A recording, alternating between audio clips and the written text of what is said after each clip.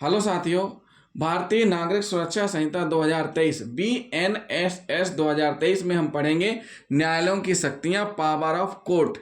तो हम पढ़ने जा रहे हैं धारा 21 जो कि धारा CRPC 26 की समरूप है। न्यायालय जिनके द्वारा अपराध विचारणीय हैं, court by which offence are tribal.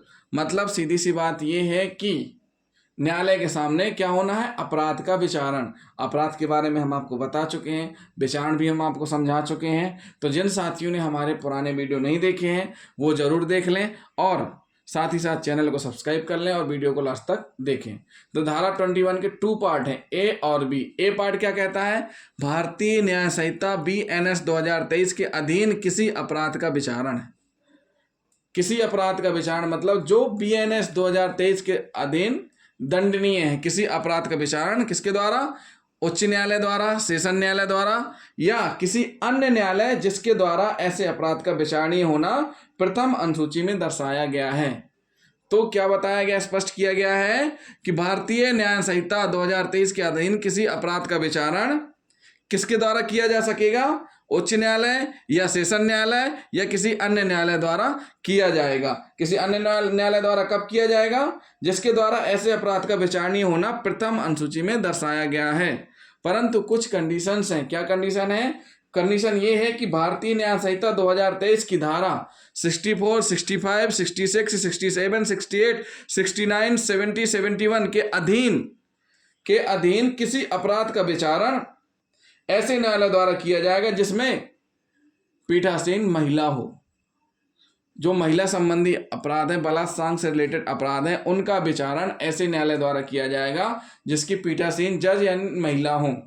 क्यों हो, ताकि कई ऐसी बातें अभियुक्त्री पीड़िता पुरुषों के सामने नहीं रख सकती, निसंकोच महिला के सामने रख सकेंगी और न्यायिक प्रक्रिया और भी सटीक और सुलभ हो सकेगी। इसलिए तो साथियों ये क्या हुआ, धारा 21 का भाग ए। अब हम पढ़ेंगे धारा 21 का भाग बी। किसी अन्य विधि के अधीन किसी अपराध का विचारण उस विधि में दिए गए न्यायालय कैसा होगा, किसी अन्य विधि के अधीन किसी अपराध का विचारण जब ऐसी विधि में इस निमित्त कोई न्यायालय उल्लिखित है तब ऐसे न्यायालय द्वारा किया जाएगा। जैसे SC/ST एक्ट में उल्लिखित है कि स्पेशल कोर्ट में विचारण चलेगा। तो उस विधि में स्पष्ट किया गया है कि किसी अन्य विधि के अधीन अपराध का विचारण उस विधि में दिए गए न्यायालय से होगा,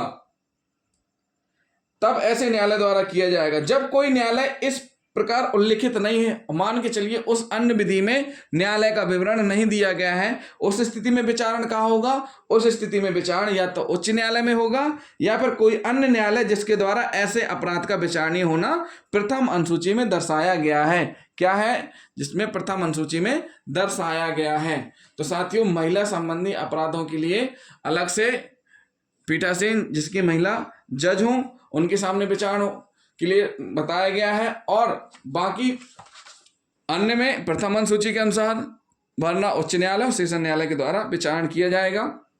किसी अन्य विधि में दिए हुए न्यायालय का नाम न्यायालय के द्वारा, जैसे SC/ST केस में, SC/ST केस में होता है उदाहरण के लिए, उसमें अलग से स्पेशल कोर्ट में विचारण चलता है।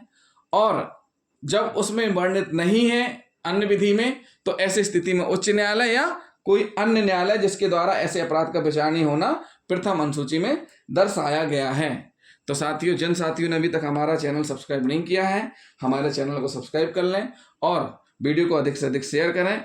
अब हम अगली धारा में पढ़ेंगे 22, दंडादेश जो उच्च न्यायालय और सेशन न्यायाधीश दे सकेंगे।